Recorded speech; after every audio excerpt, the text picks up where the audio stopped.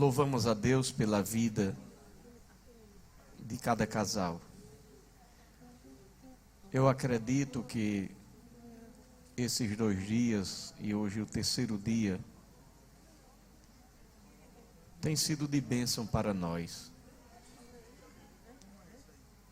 Quando em meio a tantas inquietações, mas o Senhor tem sido nosso companheiro nessa jornada. Quero parabenizar a cada casal que se esforçou para estar aqui, que se esforçou para aprender um pouco mais e se lembrar de lições que vocês já sabem. Porque eu não falei nada novo. Tudo o que dissemos aqui vocês já conheciam. Mas hoje é uma noite diferente das outras 2 noites. Hoje é uma noite assim um pouco mais relaxada, porque as outras noites parece que foram mais tensas, não é? Então, se nos outros dias foram dias de levar lapada, hoje é o dia de colocar o óleo. E louvo a Deus por todos aqueles que aqui vieram participar deste culto, vamos dizer assim, onde aqui estaremos fazendo uma renovação de votos. Evidentemente que temos entre nós alguns que ainda são noivos, e eles não podem fazer isso hoje aqui. Cadê o Wellington? Olha, meu filho, na hora você só vai ficar prestando atenção. Cadê Cláudio César? Está aqui? Cuidado na vida. Você não tem nada o que renovar aqui hoje, não é? Então a renovação de votos é apenas para os casados. Mas as lições que temos ainda hoje são para vocês também. Para vocês aplicarem a vida, a caminhada, colocarem no bom depósito. E eu quero assim aproveitar este momento, porque hoje é um pouco diferente o que vamos fazer, mas eu quero convidar o pastor Edi Moraes para nos trazer aqui uma palavra inicial, e logo após nós estaremos fazendo o nosso cerimonial de renovação de votos. Pastor Edi Moraes. Muito bem, eu convido a todos novamente, já cumprimentei a todos com a paz do Senhor, para ficar de pé, em reverência à palavra de Deus. Irmãos, depois de tudo que já ouvimos nessas 2 noites passadas e aprendemos pela graça de Deus com o nosso pastor, ele disse: não é nada novo, porque a gente sabe que a vida conjugal vai se repetindo. Aprendemos bastante a rever algumas coisas, alguns conceitos, e eu não vou voltar ao assunto. Eu quero só trazer ênfase a 2 coisas que eu acho bastante interessante para que o casamento possa... É um mecanismo que o casamento precisa para manter-se. O pastor usou uma palavra aqui que eu achei interessante, ele chamou de manutenção. Não foi? Manutenção. As coisas, para funcionarem por muito tempo, precisam de manutenção. Então, eu convido vocês para abrirem a Bíblia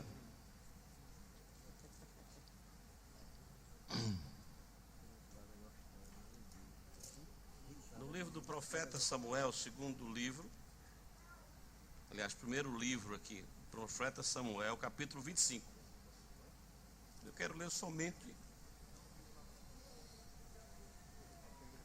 1 Samuel, capítulo 25, eu quero somente ler 2 versículos, e não vou fazer comentários assim bíblicos, não há necessidade, mas a gente vai direto para a ênfase que eu pensei. Capítulo 25 de 1 Samuel, versículo 2 e 3.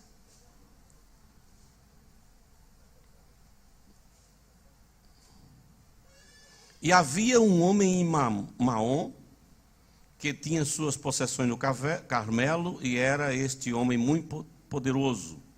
E tinha 3.000 ovelhas, 1.000 cabras, e estava tosqueando suas ovelhas no Carmelo. E era o nome deste homem Nabal, e o nome de sua mulher Abigail. E era mulher de bom entendimento e formosa, porém o homem era duro e maligno nas obras, e era da casa de Caleb. Muito bem, Deus abençoe a vocês. Senhor Deus, te agradecemos pela palavra, te agradecemos pelo momento, te agradecemos por tudo que tem feito por nós nesta semana, que esta manutenção possa ser feita em todos os lares, sem, ó Pai, levar em conta o tempo. Aqueles que já viveram mais junto, que têm mais experiência, possa fazer manutenção, e aqueles que estão em pouco tempo, possa lembrar das manutenções. Te pedimos, portanto, que fique conosco até o final deste momento, em nome de Jesus. Amém. Podem sentar, eu vou ser rápido. Prometo que não vão passar 2 horas aqui. Como vocês ouviram, dentro dessa leitura do texto, eu quero tirar somente o conceito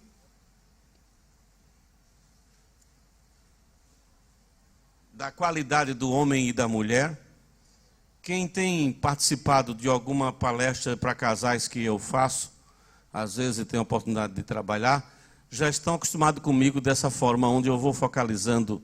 E dentro desse texto, eu acredito que o pessoal já sabe muita coisa que nós temos explorado. E hoje, eu quero somente focalizar esse momento em que a palavra de Deus nos diz que o homem era poderoso, era rico, muito rico. Isso é uma coisa boa na vida, mas que a riqueza dele, como era o nome do homem? Nabal. A riqueza dele quase que levava a sua vida e a sua família, a sua casa para o final. A Bíblia diz, lá no livro de Provérbios, como a gente sabe, no capítulo 14, versículo 1, que a mulher sábia edifica a sua casa. E o pastor já explicou que quando aparece a mulher sábia, aqui está se referindo ao ser humano. Então, a mulher sábia aqui também tem que estar de lado o homem sábio. Então, se a mulher sábia, o homem sábio edifica a casa, o tolo destrói com as suas próprias mãos. E esse momento aqui, esses 2 personagens que eu trouxe para o momento, é porque a gente vê o que ia acontecer na casa de Nabal, se a mulher de Nabal não fosse uma mulher inteligente. A riqueza dele, vou repetir, não tinha servido para nada, muito pelo contrário, tinha ficado sem herdeiro, porque os que conhecem a história daqui sabem que houve uma provocação da parte de Nabal. Ele provocou Davi e seus homens, que se somavam um número de 600 homens, e Davi estava acampado, como vocês sabem, pediram ajuda a Nabal, que era um homem muito rico, como vocês ouviram a leitura. E ele negou ajuda a Davi e a seus homens que estavam com fome. Mas não é o negar que me leva em conta. O problema não é ele negar, porque existem muitas formas de dizer não. E quem não aprende a dizer não, sofre e faz os outros sofrer. Uma coisa é você chegar e dar um não dizendo, rapaz, não posso, eu não tenho condição de dar isso que você pede, meu filho, ou para a esposa, ou seja, para outra pessoa. Outra coisa é, não posso não, rapaz, quero não, rapaz. Não vou dar não, rapaz. Com estupidez. E foi o que aconteceu com Nabal. Nabal, por pouco, irmão, por pouco, não viu a vida encerrar-se ali com tudo, sem deixar nenhum herdeiro, porque, só para ser rápido, quando Davi percebeu a necessidade, mandou pedir a quem tinha, alegando, inclusive, que, embora estivesse acampado junto da sua propriedade, nunca tinham pego sequer nada dele. E como ele era um homem muito próspero, muito rico, não custava nada ele ajudar. Então mandou um grupo muito pequeno, pessoas de boa aparência, e foi lá, vá lá, peça em meu nome. Diga que Davi mandou pedir uma ajuda. E quando os rapazes... Sim, primeiro ele disse, vai chegar lá, você cumprimenta tudo com a paz, haja paz na tua casa, paz na tua fazenda, na tua riqueza. Declarou paz para tudo. E depois diga para ele que eu pedi essa ajuda. Use meu nome. Porque não havia ninguém naquelas terras de então que não conhecesse, que não soubesse, que não tivesse ouvido falar da fama de Davi. O homem que matou Golias se espalhou a fama. E eles chegaram lá usando o nome de Davi, foram recebidos pela estupidez de Nabal. Conversando, rapaz, eu sei lá quem é esse Davi. Para mim ele não passa de um servo fujão, porque Davi estava fugindo do palácio de Saul. A grosseria, que a estupidez é grosseria, a grosseria com que os homens de Davi foram tratados, voltaram revoltados, e ao chegar lá, Davi esperando alguma coisa para alimentar os 600 homens, não chegou nada. Aí a história diz, o texto diz que Davi levantou-se irado e disse, olha, só Deus me impede do que eu vou fazer hoje. Na casa de Nabal não vai escapar nem mesmo uma criança hoje. E Davi não era homem de duas conversas, viu? Disse, fica 200 aqui com a bagagem, 400 vem comigo. Para tirar a vida de Nabal e da família de Nabal. Observem vocês o que grosserias pode trazer para o seu lar. Isso é sério, irmãos. Depois de tudo que ouvimos aqui, não fizer essa manutenção desses conceitos. Acabemos com a grosseria no lar. Cessemos com isso. Vamos usar, como o pastor Roberto disse, a Bíblia, seja a vossa palavra temperada com sal, diz a Bíblia. Seja agradável a sua palavra para a sua esposa, né? Para os seus filhos, a quem interessa possa. Não podemos, nem precisamos ser grosseiros. Isso é modos de vida, tanto na vida conjugal como fora dela, mas principalmente. Vamos fazer essa manutenção hoje aqui? Se uma palavra grosseira pode causar um mal-estar que não tem tamanho, como causou a Davi e ia causar na família de Nabal. A felicidade de Nabal é que Nabal tinha uma mulher sábia, inteligente. E alguém avisou para ela e disse, olha, vai haver uma desgraça aqui. Eu vi quando o patrão gritou com os homens de Davi, olha... E pelo que a gente sabe de Davi, isso não vai ficar assim não. Faça alguma coisa que a senhora é mais inteligente do que ele, é mais dócil, é mais capaz. Tem hora que os bens, as riquezas, aquilo que a gente tem não serve. Às vezes é um comportamento, é uma palavra, é uma manutençãozinha. E de repente, a mulher correu, teve pressa, aprontou tudo e mandou levar 2 animais carregados e foi por outro caminho. E encontrou Davi que estava vindo para a casa de Nabal destruir como tinha planejado. A mulher se prostrou nos pés de Davi, implorou, disse a ele que perdoasse o pecado daquele desgraçado que era o marido dela. Disse, o pecado seja meu. Aproveitou para dizer para Davi que ele era tão tolo, que o marido dela era tão tolo, mas tão tolo, que o próprio nome de batismo dele era de tolo, porque Nabal significa tolo, imbecil.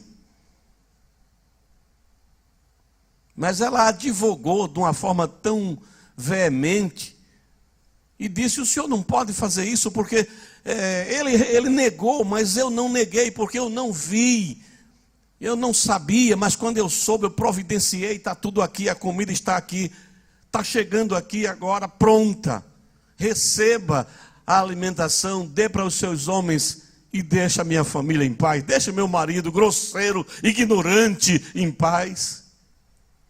O senhor não precisa fazer esse mal que estava desejando, porque Deus vai lhe abençoar, Deus já fez promessa à sua pessoa. E Davi olhou para Abigail e disse: olha, bendito seja Deus que te enviou a mim. Bendita és tu, mulher, pela sabedoria, pela capacidade de percepção que teve.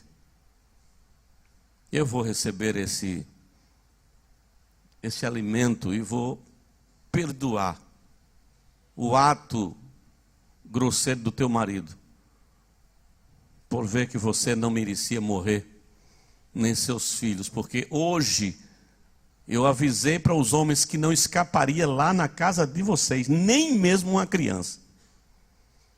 Mas sendo assim, volta em paz para o teu lar. Aconteceu na íntegra na vida de Nabal e Abigail o que a Bíblia diz: o sábio edifica a sua casa. Pois o casamento não é uma coluna só, irmãos, são dois pilares. O casamento não é uma fusão. Tem gente que pensa que o casamento é uma fusão, que a pessoa, porque a Bíblia diz que os dois é uma só carne. Ainda bem que você entendeu. Carne. Pode ser duas carnes, pode ser uma carne. Aqui no casamento, a Bíblia diz que é uma carne só, mas não diz que são uma pessoa só. É os dois numa só carne. Entende? Significa que no casamento não há uma fusão, há uma união. A pessoa vem, como o nosso pastor ensinou aqui, vem com a sua mochila, não foi, pastor? É mochila, é? Com a mochila, com tudo. Então, não há uma fusão, não funde-se as mochilas, não funde as cabeças, não. São duas pessoas que pensam diferentes, que agem diferente, que tiveram educação diferente. Só que uma vez que consentiu em casar, então tem que levar esse casamento por esse pacto que foi feito com aquela pessoa acima da sua própria vida. O casamento deve ser levado em conta dessa forma. O casamento é tão sério, Deus instituiu de uma forma tão linda, tão séria, que ele se sobrepõe sobre a nossa própria vida pessoal. Uma vez casado, eu não sou mais dono de mim. Capítulo 7 aos Coríntios, a primeira carta aos Coríntios, Paulo disse: o corpo da mulher pertence ao marido, e o marido do marido pertence à mulher. Então, nós não somos, no casamento não há uma fusão, é uma união de duas pessoas que comungam, que objetivam sempre no mesmo sentido. Mas são dois pilares. Se os dois pilares forem frágeis, essa casa não vai ficar em pé. E aí, tirando do caso dos dois personagens citados aqui, eu diria para vocês que eu fiquei ali fazendo analisando de tudo que o pastor dizia aqui, e tirei de tudo uma palavra que ele falou aqui algumas vezes, abrindo para vários aspectos, que foi a compreensão. A incompreensão, né, o antônimo da compreensão, é uma desgraça. Assim como a compreensão é uma graça, a incompreensão é uma desgraça. Triste do cônjuge que vive com uma pessoa incompreensiva. A incompreensão gera um mal-estar que talvez só Jesus possa mudar. A pessoa incompreensiva não aceita. Não aceita. Agora, eu vou dizer a vocês que a incompreensão, muitas vezes, ela existe porque a pessoa incompreensiva, ela tem dificuldade de ouvir. Todas as pessoas que gostam de ouvir bem, elas são mais compreensivas. Compreendem muito mais. A compreensão é tão interessante que Jesus cita lá em Mateus capítulo 13, versículo 19, quando ele fala sobre a parábola do semeador, e quando ele explica a parábola, ele diz que a pessoa que ouve a palavra e entende, então a palavra fica guardada, o diabo não consegue mais arrancar do coração. Mas quando ela ouve e não entende, e o diabo vem, disse Jesus, e arrebata o que foi colocado no coração, que era a semente, a palavra. Então, compreender é um mecanismo necessário para fazer a manutenção constante para que o nosso casamento permaneça por muitos e muitos anos. Se eu não compreendi, eu posso ouvir mais, parar para ouvir. O homem precisa ouvir a sua esposa, a esposa precisa aprender a ouvir o seu marido, os dois precisam conversar, mas não conversar, só ouvir. A compreensão precisa da audição demais, ouvir bem. Mas tem pessoas que não têm paciência para ouvir. Não, eu já ouvi essa conversa várias vezes, mas não é a mesma conversa. É que ele não deixou a pessoa falar. Vou contar aqui um exemplo de uma senhora que ela sofria com o seu esposo só por um detalhe. Ele era alcoólatra. Ele bebia muito e era um homem trabalhador. Eu conheço algumas pessoas assim, trabalhadoras, mas tem o vício do álcool. Enquanto ele não bebe, ele é um bom trabalhador, não atrasa no trabalho, produz no trabalho, como qualquer outro ser humano. Agora ele não pode tocar na bebida. Toca na bebida e não para mais. Parece que dispara lá um gatilho de desmantê-lo. Então ela sofria muito com isso. E ela já vinha muito revoltada há muito tempo, mas só que ela dependia desse marido. E ele, por outro lado, apesar de ser uma pessoa desse tipo, ele mantinha bem a sua casa. Ele trabalhava, recebia o seu salário, mantinha a sua casa. Só que ele tinha esse problema da bebida. Escutem bem, estou falando do saber ouvir. Saber ouvir é uma manutenção que vocês nem imaginam, viu? Muitas desavenças, muitos problemas, muitos divórcios daquela relação que o pastor citou aqui, às vezes são causadas apenas porque a pessoa não pôde, ou não quis, ou não sabe ouvir. Na clínica, as pessoas que procuram hoje os psicólogos com problemas conjugais, na maioria das análises que fazemos, está lá contido o não saber ouvir. Então, ouvir, sabe o que é que diz a Bíblia em Provérbios 18 e 13? Diz que responder antes de ouvir é estutícia e vergonha. Você responder antes de ouvir é estutícia, é loucura. E também vergonha. Porque tem gente que é assim. A pessoa quer explicar, pastor, mas não deixa, entendeu? Olha, não quer saber não. Inicia o diálogo, mas o outro corta. Então, meu irmão, essa coisa vai causando. Se tivesse bola hoje aqui para estourar balão, então a falta do ouvir é como se não tivesse havendo manutenção no casamento. Que as pessoas só focalizam casamento como sexo. Foi bem explicado aqui. Focalizam o sexo e esquece que a vida conjugal não é somente sexual. O sexo é apenas um dos detalhes. Importante, sim, mas o pastor frisou várias vezes aqui naquela palestra de ontem. Chega uma fase na vida que deixa de ser. E as pessoas vão até o final da vida como se aquilo não tivesse existido nunca. Entende? Então, o ouvir. Eu estou trazendo uma coisa tão simples que parece que vocês podem até ignorar.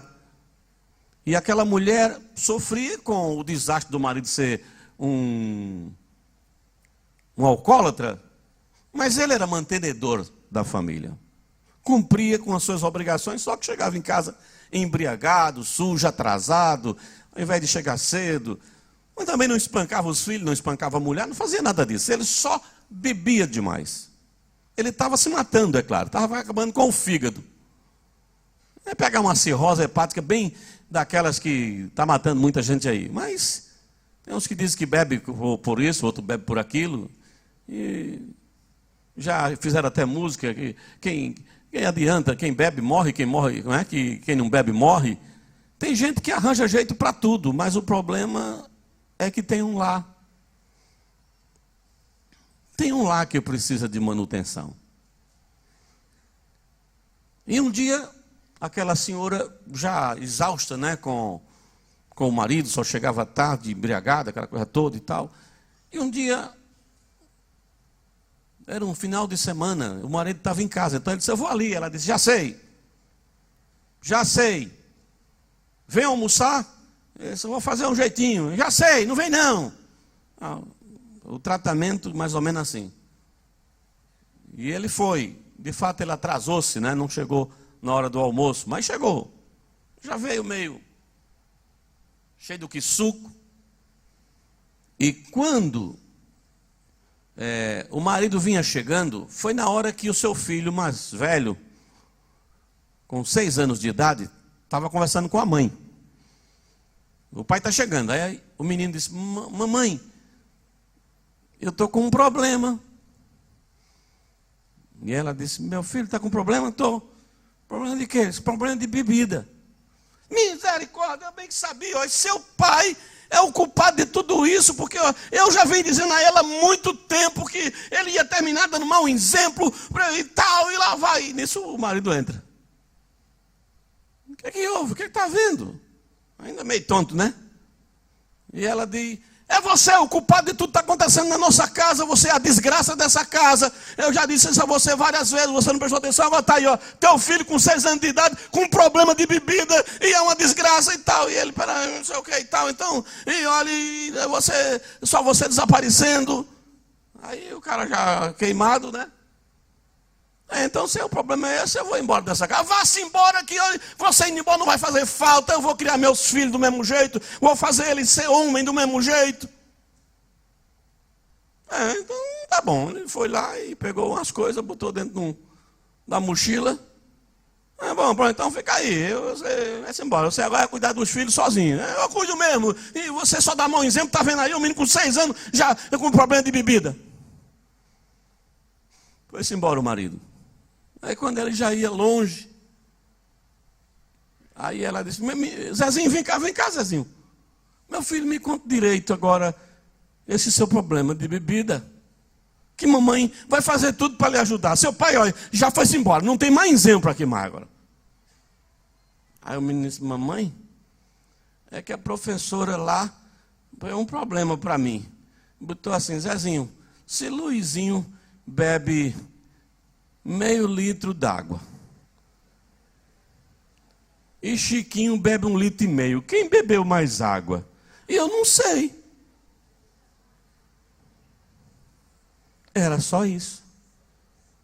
Se ela tivesse feito a pergunta antes, perdido mais tempo, tirado mais tempo para ouvir a criança, ela não tinha descarregado tudo no marido. Gente, eu não estou falando bobagem não. Vocês sabem que a falta do ouvir bem tem trazido muita estupidez.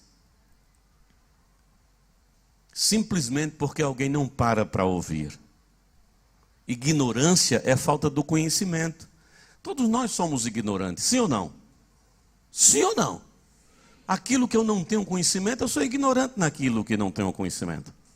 Por exemplo, se eu não tenho uma boa educação, eu sou ignorante porque eu não tive a boa educação. Mas se eu não sou médico, eu sou ignorante em medicina. Então, ignorância é a falta do conhecimento. Mas muita gente é ignorante porque não para ouvir. Eu quero só aqui, encerrar aqui dizendo, se nós pararmos hoje para ouvir mais, um ao outro, nós vamos ver que estamos fazendo uma boa manutenção para que o nosso casamento dure, seja durável por muitos anos. Uma simples ação, que é ouvir bem. Nós falamos muito, mas ouvimos pouco. Até Tiago diz, lá na sua carta, todo homem seja tardio para falar, não é? Não é? Pronto para ouvir. Mas a gente faz o inverso. A gente fala muito e ouve pouquíssimos. É como se a gente tivesse tédio de ouvir o outro. Só que para você aprender as coisas da vida, você teve que ouvir, meu filho. Tem pessoas que são cegas. E por ser cegas, ela tem uma audição mais ainda aguçada do que a nossa. Por quê? Como ela tem a deficiência visual, ela aguça mais ainda a audição para perceber coisas que a vista não lhe dá. Como um barulho, pressentimento de algum lugar. Então, a audição, o ouvir, para mim, é uma grande manutenção para tudo que nós aprendemos aqui nessas 2 noites. Que Deus abençoe. Muito obrigado, pastor.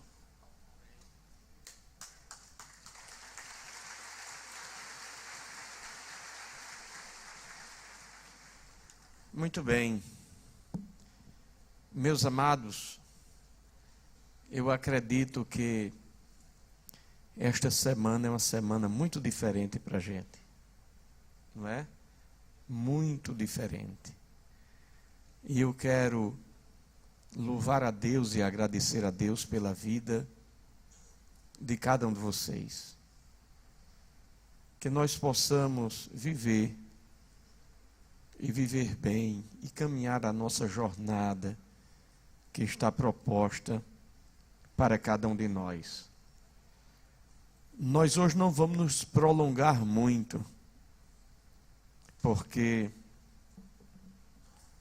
talvez, eita, eu esqueci aqueles números que nós sorteamos ontem, que eu ia fazer raiva a alguém aqui hoje.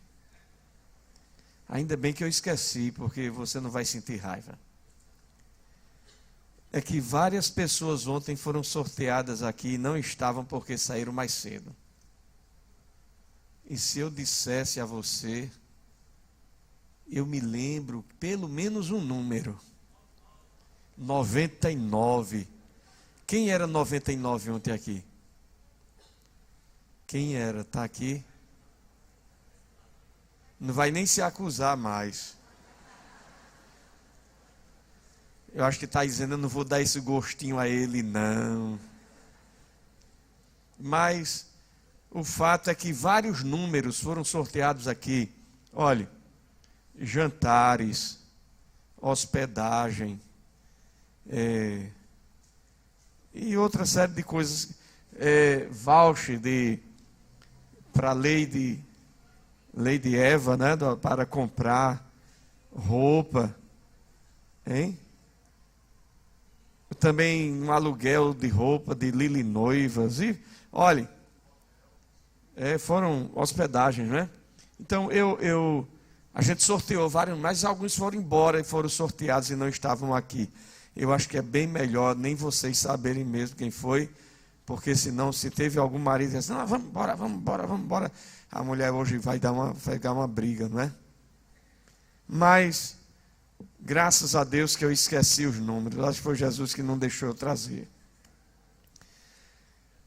Jesus é bom. Jesus me ama e ama você também. Então eu quero assim agradecer a vocês por esses 2 dias e agora o 3º dia. Foi colocado ali um bolo, que eu acredito que muitos já tiraram fotografias, e a gente vai terminar um pouco mais cedo, para quem quiser tirar fotografia lá, tirar também. Agora eu quero parabenizar alguns casais que capricharam. Olha para Evandro, tome. Hein? É forte, não? Há outros irmãos aqui, olha, pense. É porque a gente hoje não foi colocar o mais elegante da noite, viu? Mas se fosse fazer um concurso de elegância, por aqui tem gente que eu acho que ia ganhar fácil, viu? Deus abençoe vocês pelo cuidado que tiveram, não é? Eu sei que depois desse negócio, alguém pode querer sair mais cedo para jantar, ou isso, ou aquilo, outro, ou em casa vai matar um ovo, um aborto de galinha e vai fazer um cuscuz. Não interessa o que você vai fazer, contanto que você seja feliz com aquilo que você tem. Não é o caso de uma vez um rapaz que convidou uma moça para sair, e daqui a pouco, quando saiu com aquela moça, aí ele fez tudo o que podia fazer, e depois de contente, feliz da vida, tudo certo, tudo organizado, e foi pagar a conta. Aí a moça pegou a conta assim: me dá aqui essa conta para eu ver. Isso tudinho. Mas tu é muito besta, tu poderia ter me dado dinheiro. Irmã, é um desastre um negócio desse. É de acabar o namoro na hora. É assim ou não? Olha, se eu fosse esse rapaz, eu acabaria o namoro na hora. Porque isso é negócio de maluca. É ou não? Outra coisa, um conselho que eu quero lhe dar. Você aprendeu aqui muitas lições. Se o seu marido era meio assim e agora ele vai ficar mais doce, não vá cair na bobagem assim: olha para ele como ele está agora. Ele vai trancar a cara e você talvez vai esperar mais 1 ano para outro encontro de casais.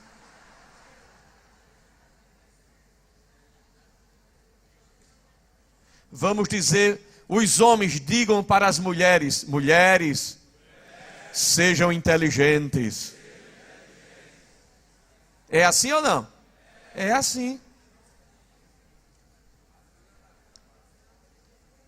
Às vezes o marido é assim, tal, aí ele vai: não, a partir de hoje eu vou melhorar, vou ser diferente e tal. Aí quando ele quer ser diferente, ela desdenha dele. Aí acabou com tudo, meu irmão.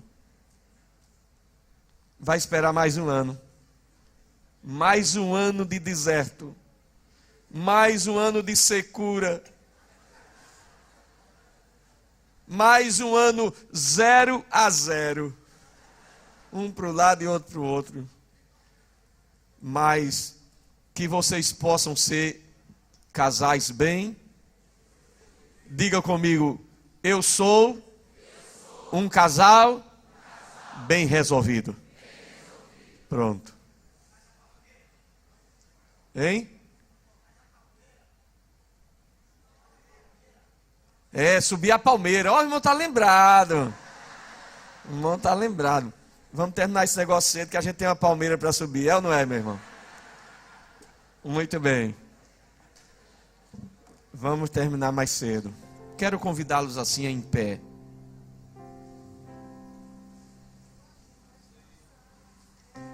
Quero agradecer a todos vocês, agradecer a meu pai e minha mãe que estão ali, não é, que vieram e estão aqui renovando os votos matrimoniais. Meu pai e minha mãe se casaram em 1955. Já estão com 61 anos de casados.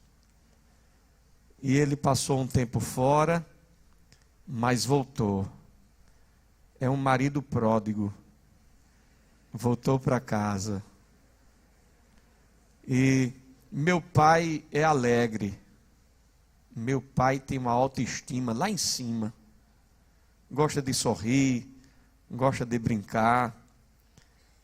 E ele, quando chegou em casa, eu fui no Paraná visitá-lo, porque eu ia apenas visitá-lo. Há umas semanas atrás eu disse a Delmar, eu vou em São Paulo e vou aproveitar, no Paraná visitar o meu pai, que eu já fui lá algumas vezes. E quando eu cheguei lá, que botei o pé no batente da porta, disse: meu filho, eu quero ir embora. Eu quero ir embora. E eu quero me batizar naquela igreja. E ele veio e se batizou já aqui, já tomou a ceia. E quando chegou em casa de madrugada, era 2 horas da manhã quando a gente chegou. Mais 2 horas da manhã quando chegamos em casa, vindo de Paraná. Quando ele botou o pé no batente, olhou para minha mãe e disse assim: você me perdoe. E a minha mãe é crente. Minha mãe é crente. Deus lhe abençoe, minha mãe. Deus lhe abençoe.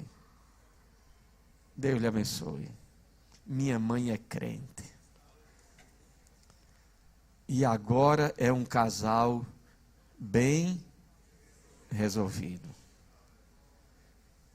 E ele disse: a gente vai viver agora daqui para frente. O que ficou para trás, ficou para trás. Ele é alegre. É alegre. Deus abençoe meu pai, minha mãe que estão aqui. E que vão hoje renovar os votos do matrimônio. 61 anos depois. Vão renovar hoje os votos do matrimônio. Amém? Então eu gostaria que vocês, com muito cuidado, quem tiver com coisas na mão, coloque no banco. Quem tiver com coisas na mão, coloque no banco. Eu quero convidar a irmã Iraci aqui. Vem cá, minha filha, venha. Oh, meu Deus do céu. A dama de vermelho.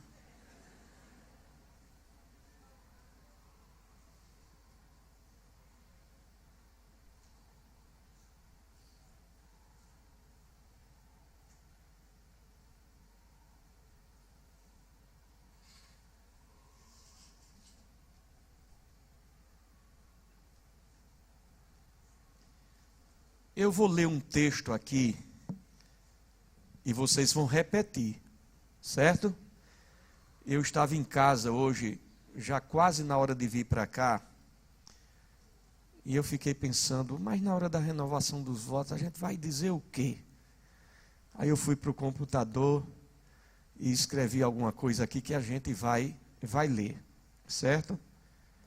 Agora, eu gostaria que com muito cuidado, não é pouco cuidado não, é muito cuidado, vocês tirassem as alianças, que é para a gente fazer.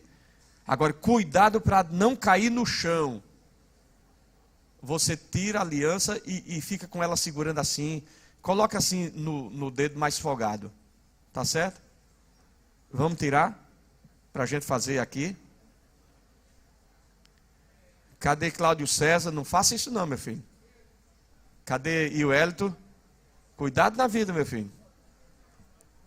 Não vá fazer nada disso agora, não. Tiraram as alianças? Tirou a sua, minha irmã?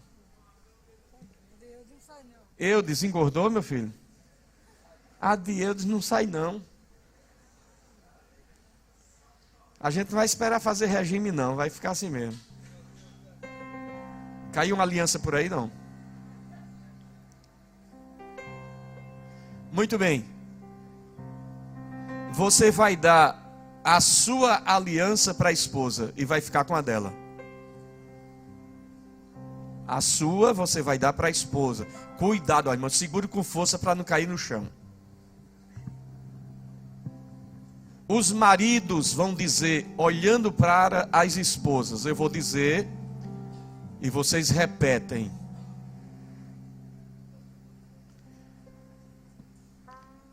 Não me peças para que te deixe. Porque aonde quer que tu fores, irei eu. E onde quer que pousares, ali pousarei eu. O teu povo será o meu povo, o teu Deus será o meu Deus.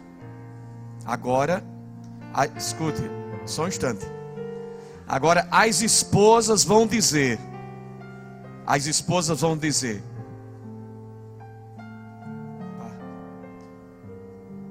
eis a voz do meu amado.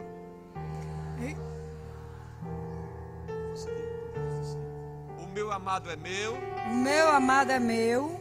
E eu sou dele. E eu sou dele. Eu sou do meu amado. Eu sou do meu amado. E o meu amado é meu. E o meu amado é meu. Escute apenas agora. Eu falo. Ainda que vocês falem em outras línguas e façam lindas declarações de amor, se não houver um verdadeiro amor, serão palavras ditas ao vento. Agora, homens e mulheres olhando um para o outro, dizendo: ainda que nós tenhamos o dom de conhecer o futuro, se não nos amarmos de verdade, nenhum proveito haverá. E ainda que nós tenhamos uma fé tão grande, ao ponto de operar milagres, se não houver amor, nada será. Ainda que sejamos caridosos, ao ponto de dar tudo que possuímos para sustento dos pobres, e ainda que nós nos ofereçamos vivos para ser queimados, se não houver amor, não haverá nisso proveito algum. Apenas os maridos agora, quando há amor no lar, esposo e esposa são pacientes e bondosos, nunca são invejosos ou ciumentos, nunca são presunçosos e nem tampouco rudes. Agora as esposas, no lar, aquele que ama não é exigente, nem arrogante. Quando o esposo e a esposa se amam verdadeiramente, não se guarda rancor, e dificilmente prevalecerá o mal. Os casais dizendo juntos: quando nos amamos, nunca nos alegramos com a injustiça, mas nos alegramos com o triunfo da verdade. Quando há amor entre nós, somos leais um com o outro, custe o que custar. Sempre um espera o melhor do outro e se mantém em defesa do outro. Entre nós deve permanecer a fé, a esperança e o amor. Mas o maior e mais importante sentimento deve ser o amor. O amor jamais acaba. Agora pegue esta aliança que é da sua esposa, e você vai colocar na mão. O marido vai pegar a aliança e vai colocar na mão esquerda de sua esposa, dizendo: com esta aliança eu renovo os votos matrimoniais de fidelidade e amor, prometendo amar você, zelar por sua vida, cuidar de você na alegria e na tristeza, na saúde ou na doença, na prosperidade ou na escassez. Que nesta noite possamos sepultar tudo aquilo que nos entristeceu ao longo destes anos, e que possamos ressuscitar tudo de bom que sempre vivemos juntos, e que coisa alguma, a não ser a morte, venha me afastar de ti, e que Deus nos ajude para que seja assim, em nome de Jesus. Amém. Agora a esposa faz a mesma coisa com o marido.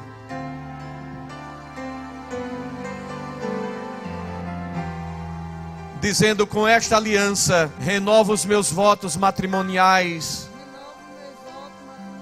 de fidelidade e amor, prometendo amar você, zelar por sua vida, cuidar de você, na alegria e na tristeza, na saúde ou na doença, na prosperidade ou na escassez.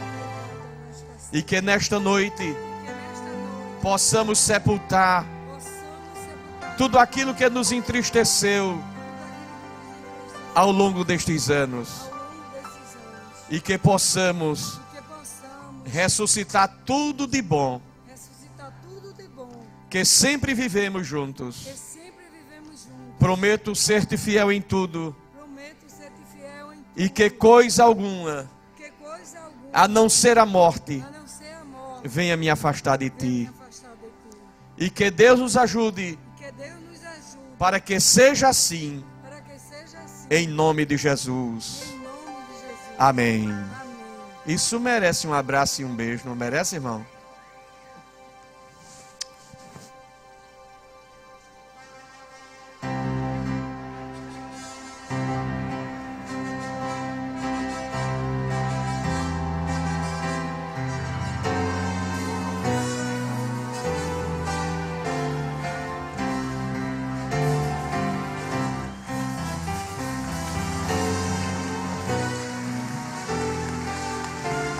Aleluia.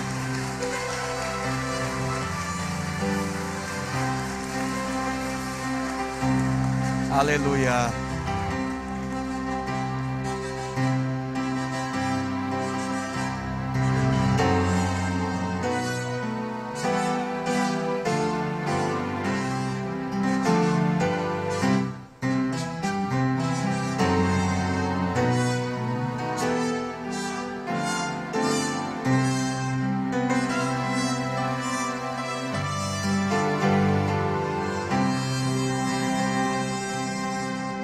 Que a graça do nosso Senhor Jesus Cristo, o grande amor de Deus nosso Pai e as consolações do Espírito Santo seja sobre todos, desde agora e para sempre. Amém.